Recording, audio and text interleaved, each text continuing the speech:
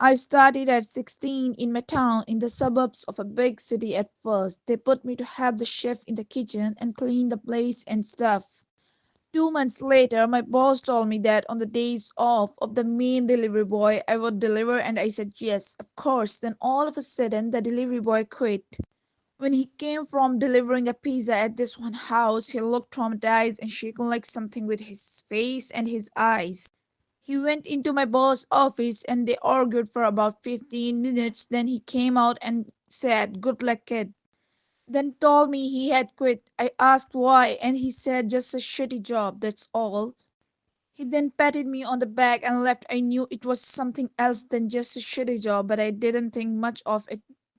That was the last time I saw him, so for the next couple of weeks, I was the delivery boy till they could find someone that can deliver pizzas. About 2 weeks into me delivering pizzas, my boss gave me the address to a house, and as usual, I put in the GPS and went over watching the sunset while driving over there. I was hoping it'd take 2 minute stops so I could get home. Unfortunately, it was in the rural side of town where the houses are like a 4 mile from each other. I stopped in front of the two-floor house and looked at it. I got the creepiest feels when I stared at it. Lawn not cut with weeds, the trees, and the old porch with no chairs or flower pots or tables, just plain. It seemed abandoned, but I got out anyways and knocked on the door. I was hoping my boss gave me the wrong address or something so I could get the hell out of there. Then the door lock started to shake and the door opened. It was an old lady, at least 70 years old or something around there, with white hair, teeth missing, and skinny, very short too, but her eyes just glaring at me. It really freaked me out. I figured if I was nice, thing would turn out okay. After all, pepperoni pizza, ma'am, I said as friendly as I could. Yes, she said with old voice, as if she had a sore throat. Alrighty, here you go. I handed the pizza over, but she just looked at it with no emotion and didn't take it, getting her purse. Did you come with someone else? I froze, then quickly looked up at her, still glaring at me. That question really frightened me. No, I said, "Where's the other one? He ran off on me last time he came right off." I thought it didn't make sense. He quit some weeks ago, I said. Then she got her purse and started searching for money, or so I thought she did for about a minute, the longest minute ever, and with the hands in her purse. She stopped and looked at me, not in a look of surprise or in a confusion, but just like as if she was thinking really hard on something. I could tell she was holding something in her right hand inside the purse, but I couldn't see what. I really started to freak out at this point. What if it was pepper spray or a knife or even a gun? I mean, what could take her so long to get $10 out of her purse? Then behind her, I saw a shadow, a silhouette of a man coming to the door, and all of a sudden, I heard footsteps crushing the leaves on my left side next to the porch, and a man's deep voice saying, "Hey." I looked over and saw a head of a middle-aged man with a look of anger peeking over the porch. This guy then started to climb the porch, and that was when I realized I had enough. I darted to my car, threw the pizza inside, turned it on, and drove off. I didn't look back. As I drove off in the dark, I had to lie and pay for the pizza out of my own pocket, but it was worth it. On the day I quit, I decided to tell my boss what happened that evening, to which he freaked out as well and asked me why I hadn't told him. He said James told him something like he just walked out of there and didn't pay attention to her. My boss then called the cops to look into the sketchy situation, and he told me I could leave about 2 days later. He called back saying the cops had the house registered as foreclosed for over a year and they found three people living there when they broke in, which were two men and the old lady I encountered. They were arrested and he didn't tell me anything else. I'm still traumatized and I don't know what would have happened if I would have waited. They could have easily jumped me, but thank God I quit afterwards and I'm still alive. I will never forget the time I was covering my friend shift at a pizzeria we worked at. He was the delivery boy while I was usually the one manning the register on that night. I made two real deliveries to normal people. Then my manager gave me one final delivery for the night. It was 5 miles away, which was a long drive for what I was used to. The GPS told me to turn off the highway into some very quiet town. Somehow I'd never even heard of this town. The GPS took me down some side roads that were even more dead than the main streets in this town. Half of the street lights were not even on. I did not like the looks of this place. I just wanted to deliver the pizza and be gone. So I arrived to the house. It was a single floor little thing. I rang the bell and almost immediately the door swung open.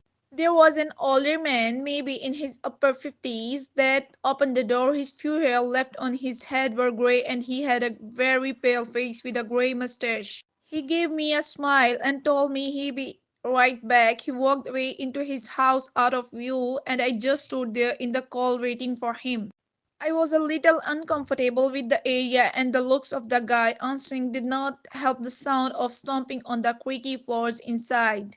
The house came to the door as the man appeared back in the doorway with a smile. He said I should come inside where it's warm. While I waited, I told him it's okay, but he just started nudging for me to come inside. I cannot justify my actions, but it was like 5 degrees outside. I foolishly stepped inside the sketchy stranger's house. He shut the door behind me and stepped off into another room in a hurry. It wasn't even much warmer in the house. He clearly did not even have a heating system. I found myself creeping closer and closer to the door. As I got more uncomfortable, then the man came out of another room and gave me another smile. He opened up a door, apparently leading to the basement. He looked down and told me that he normally leaves his money down there. He asked me to come down there with him, but I refused. Even from where I was standing, I could see it was totally pitch dark down there. And then what happened next is where it all fell apart. I heard the sound of a creaking step coming from the basement. Somebody else was down there. I decided it was time to go and turned around to open the door, but the man was already right on top of me. I punched him in the face and managed to get him in a hold. But I heard somebody stomping up the basement steps and I had to get out of there. I pushed the man to the floor, ran outside, got in my car, and drove off. Without looking back, I told my manager everything and he called the cops. But I don't know whatever became of that. My manager gave me a couple days off afterwards. Since then, I am much wiser. But I don't know whatever became of that. My manager gave me a couple days off. Afterwards, since then, I'm much wiser to the fact that you should never enter a stranger's house. I was out doing a delivery one late night. It was probably the longest drive I have ever taken for a pizza delivery from the pizza place I worked at. It was a 20 minutes drive, which is not too crazy out where I live, plus they ordered 4 large pies. So I figured it was a party and I would get a much bigger. Navigating the dirt roads at night was always annoying though. I pulled up to the given address. It was some old sketchy looking building literally in the middle of a forest clearing. There were no cars parked anywhere or any lights on. I put my car in park and called my boss. I asked him to reread the address at least 3 times to make sure I typed it in right. But that checked out. I could tell he was in a really mood and he told me to at least knock on the door and check it out. He would normally get mad if we took back 1 pie, but I was afraid of what he would do if I brought back 4. I was insanely unnerved, but got out anyway and forced myself to the front door of the building. There was no doorbell, so I just knocked really hard. I heard nothing and did not really expect to hear anything. I was extremely disappointed, not because nobody answered the door, but because I was realizing that it was all waste of time. And guess I knocked one more time out of desperation and then began to hear some kind of rustling noises from inside of the building. I knocked again and yelled that I was the pizza guy. There was silence now. I felt a bit more uncomfortable now than before, but before I could turn around, I noticed something at the window. There was someone looking through the window. I couldn't tell if it was a man or a woman. All I noticed were their eyes. Their eyes were open wider than I knew possible, staring intently at me. I was disturbed enough by this and dropped the pizzas and ran back to my car. The shitty things wouldn't start until turning the key for the third time. I drove off the grass and back onto the dirt road. But I felt the car rocking about, shaking and bumping. Something wasn't right. I did not make it far from the building before I started hearing a sharp scraping sound coming from outside. There was so much resistance that I couldn't even drive. The car came to a stop. I got out of the car to check what the hell was wrong. A chill ran up my spine as I began to feel like my heart was constantly skipping beats. My tires had been slashed and had completely fallen off. The rim, not just the front though, all four tires were slashed. I realized somebody did this when I was knocking on the door to that building. Instead of running, I got back in the car and locked the doors. I was so close to that building. I could practically see it from where I was. If it were not for the trees blocking the view, I dialed 911 and explained everything to the operators. She told me the cops would be over as soon as possible and that I need to stay hidden. I asked her if it was advisable to stay in the car or run, and she told me it would be best to stay in the car with the door locked.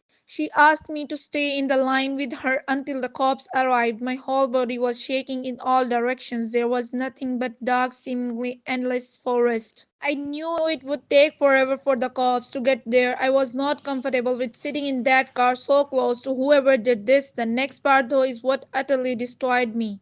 It still shakes me to this day, and I hope nobody ever has to experience this kind of fear. As I was scanning all the windows, making sure nobody was outside, I looked in the rearview mirror, and there was the same person. The saw at the window, eyes open wider than ever. I could see now that there was a woman, and I could ever so slightly see a smile begin to spread across her face. I opened my door and full on sprinted into the woods. Not caring how much noise I made, I ran until I was out of breath, which didn't take long, and I hid behind a gate log on the ground. I tried to cover my loud breathing with my hand as I waited and waited for what felt like hours until I finally heard sirens in the distance. I gathered up all the stamina I had left to run all the way back in the direction of the dirt road. Eventually, the glowing red and blue lights came into view, and I had never felt better in my life. They were parked in front of my car, investigating with flashlights. I came out yelling at them like a lunatic to help me. I fell to the floor and started to gag, almost throwing up from running so much they picked me up and began to question me. To which I explained everything to the best of my ability. One of the two cars drove over to the building, and the two officers began to search the building. They came back with nothing except for a couple of spiky objects. These objects were exactly the same as the one used to slash my tires. The cops guessed that it was some kind of sick dead couple, being that I saw the woman.